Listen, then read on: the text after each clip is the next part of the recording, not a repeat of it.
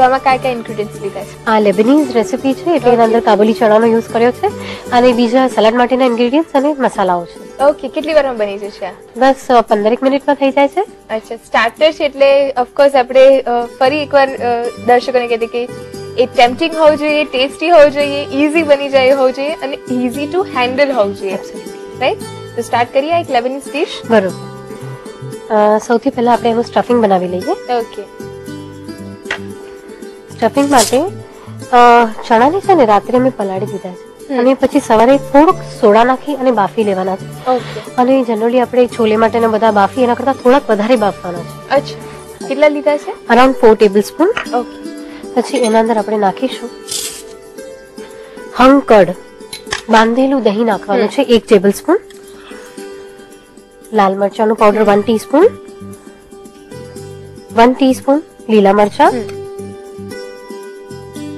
1 teaspoon oregano,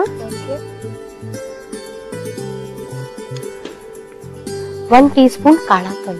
અચ્છા, Lebanese રેસીપીનો બહુ use થાય છે. પર્ટિક્યુલર કાળા તલ જ લેવામાં આવે છે? હા, કાળા તલ જ લેવામાં આવે છે. 1 ટીસ્પૂન પુદીનો.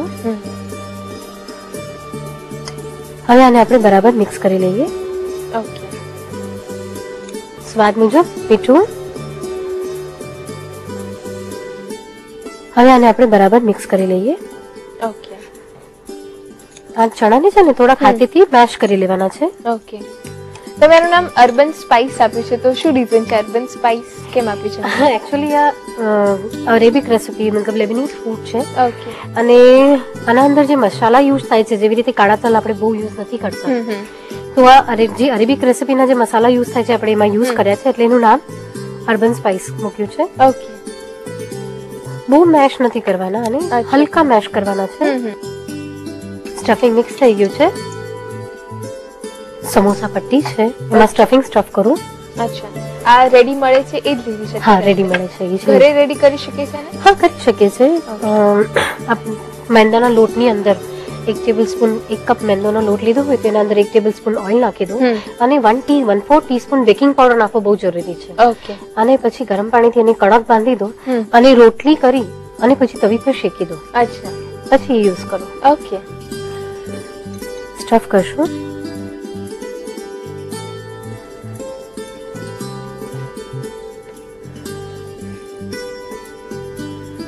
આ કોર્નફ્લાવરનું ખીરું છે એને થીક બનાવવાનું છે પાણી નાખીને.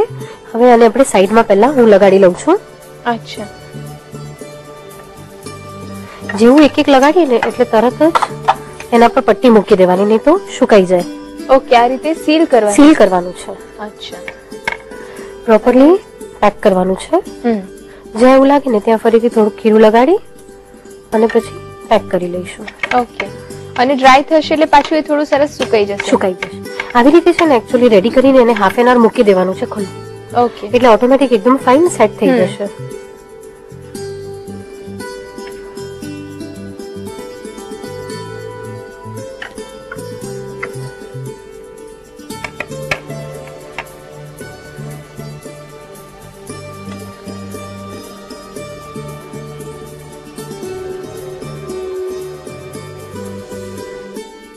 આવી રીતે બરાબર આપણે સ્ટફ કરી લીધું છે અને તળી લઉં હવે. અચ્છા,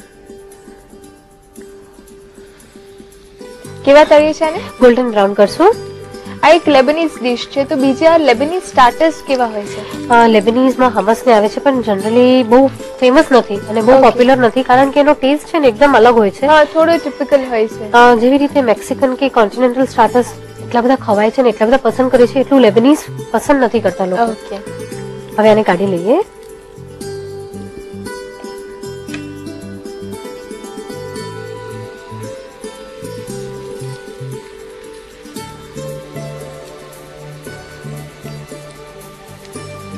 અને તમે કહ્યું કે આને સીલ કરીને અડધો કલાક માટે રહેવા દેવાની? એને રેસ્ટ આપવું જરૂરી છે કારણ આપણે જે કોર્નફ્લાવરની પેસ્ટ લગાડી છે એને પ્રોપરલી સ્ટિક થવા માટે હાફ એન અવર એને રેસ્ટ આપવું જરૂરી છે. ઓકે.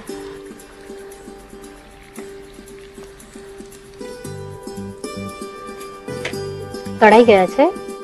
સલાડ બનાવી લો. ઓકે.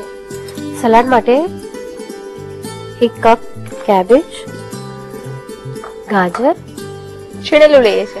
જુલિયન્સ બનાવ્યા છે. ઓકે. ટમેટો,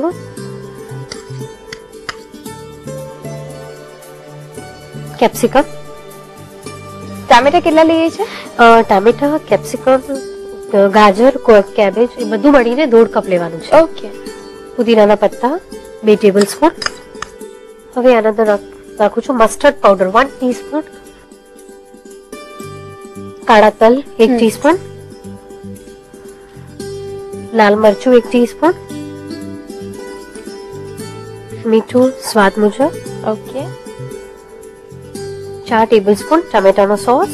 અચ્છા, આપણે એકદમ ઓથેન્ટિક લેબનીઝ ડિશ બનાવી રહ્યા છે કે થોડા ફેરફાર કર્યા છે? ના, કમ્પ્લીટલી ઓથેન્ટિક છે. ફક્ત એટલું છે કે આપણે પૂરું વેજ બનાવીએ છીએ. ઓકે. આને બરાબર મિક્સ કરી લઉં. સલાડ જે રેડી છે ને એ તળેલા સ્પાઇસ પર મૂકું છું, અર્બન સ્પાઇસ પર. ઓકે. આ રીતે જ એને સર્વ કરીએ છીએ? હા, એનું સલાડ ઉપરથી નાખવાનું છે. હવે તમે કાળા તલ લીધા છે તો એનો એક ટિપિકલ ટેસ્ટ આવશે. ટિપિકલ ટેસ્ટ આવે છે. ખૂબ સરસ લાગે છે એનો ટેસ્ટ. જે મસાલા છે ખૂબ ઓછા છે પણ એવા છે કે જે થોડા અલગ પડે, રૂટીનમાં જે ન વાપરતા હોય એવા છે. છે ને લેબનીઝ ફૂડનું આ જ એક છે કે એમાં મસાલા બહુ જ ડિફરન્ટ હોય છે, એટલે જ છે ને આપણે જલ્દી એને એડોપ્ટ નથી કરતા, એ ટેસ્ટને નથી એડોપ્ટ કરી શકતા આપણે. સર્વ કરો.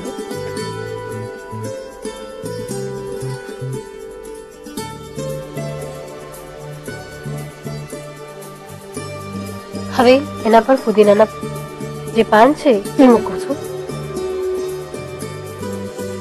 તમે રેડ કેપ્સિકમ, યલો કેપ્સિકમ અને પુદીનાથી ગાર્નિશ કરી છે.